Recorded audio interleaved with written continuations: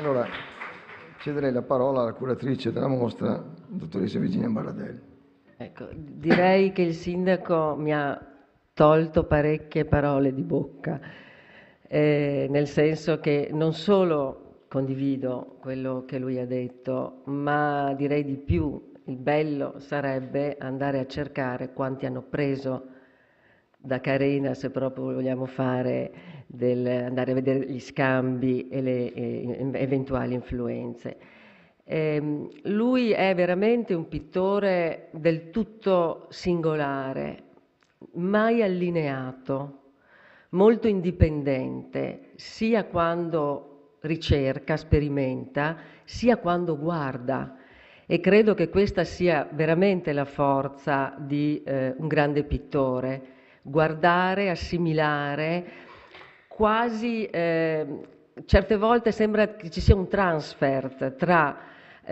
il pittore osservato, che può essere un pittore del Seicento come un pittore dell'Ottocento, e le vocazioni si percepiscono, e poi la sua versione che rielabora completamente fino a vanificare il rapporto con l'esempio precedente. Perché io credo veramente che in un pittore come Carena ci sia un'identificazione tale con la pittura, proprio come forma d'espressione, come mestiere, come tecnica, come sacralità, prima ancora che nei soggetti, perché è evidente questa sua temperatura religiosa, questo suo rapporto col sacro, con la dimensione sacra, che frequenta da sempre, cioè fin dalle prime prove, che poi si manifesta in un modo così intenso, così drammatico, proprio nel periodo veneziano. Però un primo aspetto di sacralità è proprio all'interno del suo rapporto con la pittura, e direi anche all'interno del rapporto con la realtà, perché lui è un grande pittore realista e quindi non associabile naturalmente al Novecento, ad esempio. Infatti il suo rapporto con il Novecento, che in catalogo viene esaminato attentamente da Elena Pontigia,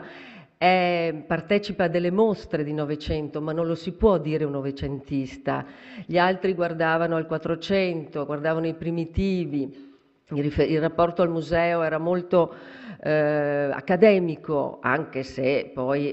rielaborato, e invece in lui c'è sempre questo desiderio di scavare anche dentro a un aspetto più storico, più museale, più accademico, cercare di far emergere la realtà che viene fuori con la forza della pittura. E quindi l'aspetto narrativo, l'aspetto drammatico, la forza del racconto, la forza della verità è così dirompente e quasi scomodo talvolta. Lui non parlava mai di vero, la parola vero, la rappresentazione del vero, credo fosse allergico a questo tipo di definizione qua, cioè illustrativa, fotografica. Lui parla di vivo, e davanti ai suoi quadri si capisce perché. Vive sono le figure di una vitalità che non è somigliante, ma è forza vitale, intensa, e di una vitalità che è quella della pittura proprio, della pittura che esce, della pittura che tende a suscitare vitalità. E poi l'intensità del racconto, l'intensità dei sentimenti, l'intensità dell'interpretazione della realtà. E credo che questo aspetto gli abbia in qualche modo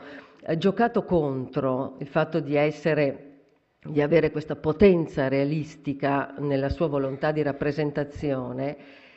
perché insomma nel dopoguerra di fatto è andato nell'ombra quest'artista, che era una celebrità, era una star, era un divo dell'arte negli anni tra le due guerre, era riverito, insomma era venerato, era un grande maestro riconosciuto negli anni tra le due guerre. Io non credo che sia perché era fascista,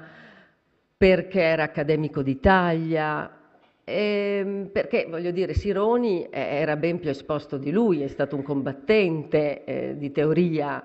artistica nel periodo fascista, eppure è da un po' di tempo che è stato giustamente rivalutato. Credo piuttosto che proprio il suo linguaggio, il suo stile non sia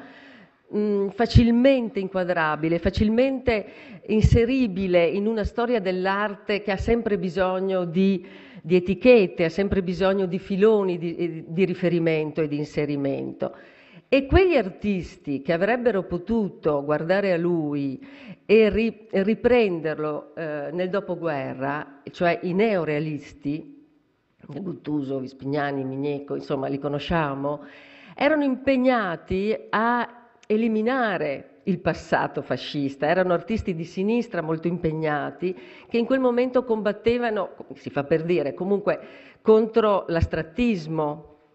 E quindi un artista come Carena, questo maestro del periodo del ventennio, era indubbiamente una figura ingombrante. Però io sono sicura, perché ho trovato traccia di questo in alcuni pittori neorealisti, insomma, significativi di quegli anni,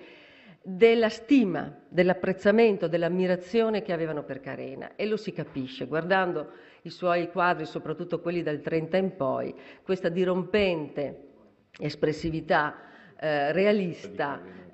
viene fuori e si capisce che poteva essere molto amata, molto apprezzata dai pittori neorealisti. Quindi insomma devo dire che anche ci sono stati degli aspetti che hanno giocato a sfavore della sua riconsiderazione, rivalorizzazione in epoche più recenti.